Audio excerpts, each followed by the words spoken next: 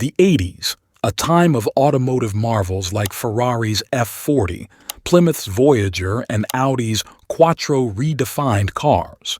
Yet, among these triumphs lie forgotten treasures, ill-fated projects, limited editions obscured by their famous counterparts.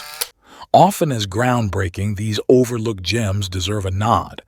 So, here are 9 cars that deserved recognition but lost in the sand of time. Aston Martin tasked Zagato with a Herculean challenge: transform the mighty V8 Vantage into a contender against Porsche and Ferrari. The result? A beastly, albeit less visually striking speedster. Zagato revamped it extensively, shortening the wheelbase, tweaking bodywork, shedding 10% weight. Limited to 50 units, it sold out pre-launch. Unlike its rivals, speed records weren't its focus, hitting 185.52 miles per hour in tests. Yet, it fell into obscurity, blamed on its polarizing looks or speed shortcomings. Today, the Zagato holds modest value, overshadowed despite its once worldly speed, a forgotten gem in Aston's history. Back in the early 80s, when all-wheel drive was a realm reserved for off-road beasts, Ferrari's dreamers envisioned something bold, a supercar with power to all 4 wheels. Led by the renowned designer Mauro Forghieri, Ferrari birthed the 408-4 RM by '87, a prototype challenging conventions. Yet its proportions were quirky, accommodating the extra mechanics. By '91, higher-ups shelved the idea, citing weight concerns. Surprisingly, the patented system resurfaced in Ferrari's 2011 FF, while the '80s prototypes faded into obscurity, save for one gracing the Galleria Ferrari in Maranello. In the mid-'80s, BMW broke free from traditional confines, birthing BMW Technic, a rebel division untethered from corporate norms. From this avant-garde enclave emerged the BMW Z1, a sports car defying conventions. Initially a design study, its allure captivated the higher-ups, spawning 8,000 units in total. The Z1 flaunted unprecedented quirks, vertical sliding doors and swappable plastic panels for a change of hue. Its triumph birthed BMW's exploration into roadsters, paving the way for the iconic Z3. Yet, with its limited production and cult following, the Z1 quietly slipped from memory, an enigmatic gem among BMW's creations. When the rich elite sought extreme car tweaks for ultimate status, the KiG Ferrari Tester Roa enters as a pinnacle of outrageousness, boasting twin turbos and a staggering 1,000 horsepower. Its look mimicked the iconic F40, with customizable features galore for weight reduction or luxury upgrades. These Koenig specials epitomized excessive mods, the Testarossa reigning supreme. Yet, this trend plummeted swiftly by the '90s, deemed outdated and frowned upon, even by Ferrari traditionalists. Willy Koenig's creations? Branded as tacky relics. Despite their fall from grace, a recent uptick hints at renewed interest in Koenig specials, though their glory days remain a distant memory.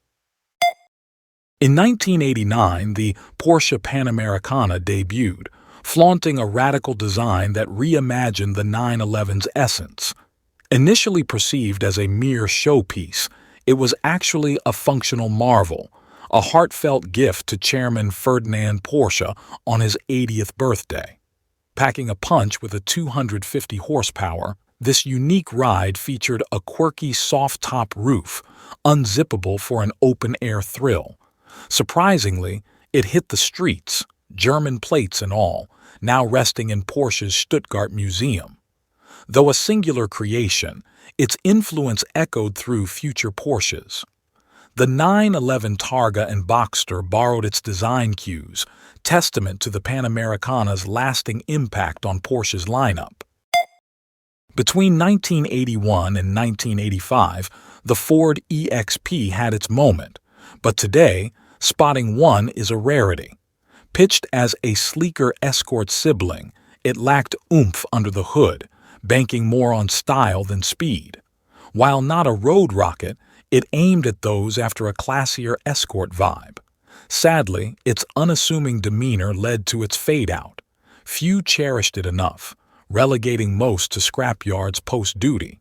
Yet, the EXP holds significance, a relic from a bygone era of sporty two doors now overshadowed by SUVs. It's a symbol of a lost segment, deserving more than a forgotten footnote in history, nudging us to remember a time when sleekness trumped size on the roads. When Europe rocked hot hatches while America tiptoed into the trend, Dodge, lacking a fitting contender, nudged Carroll Shelby to craft one from the Omni. Enter the Shelby GLH-S, a limited-run powerhouse hatch boasting 175 horses and charmingly boxy looks. Despite initial acclaim from critics, it failed to ignite the hot hatch fever stateside like the Golf GTI did in Europe. Competent in power and handling, it fell short in capturing buyers' hearts. Dodge, deterred by lukewarm sales, never pursued a successor, exiting the hot hatch game altogether. Today, it's a forgotten gem, an affordable slice of Shelby history, though a far cry from the iconic Cobras and Mustangs. The GLH-S whispers a tale of Shelby's lesser-known chapters, a reminder of an era when American hot hatches tried to rev their engines but couldn't quite catch fire. Lamborghini wasn't known for sensible rides. Think wild Countachs. Then came the Halpa, a tamer breed unveiled in '80, aiming for a wider audience. With an 8-cylinder engine, it was a departure from the V12 power of the iconic Countach. The sleek Bertone design and comfy interior marked a shift, but it didn't soar in sales. Only 420 hit roads from '81 to '88 before Lamborghini bid adieu to its entry-level model, citing low demand. Today, the Halpa lurks in obscurity, a forgotten Lambo gem. Despite its rarity, it holds a unique title, the final V8-powered model until the arrival of the family-friendly Urus, a distant echo from a time when Lamborghini dared to dial down the extravagance. The Chevrolet Celebrity Eurosport VR, a name lost in the sands of automotive time.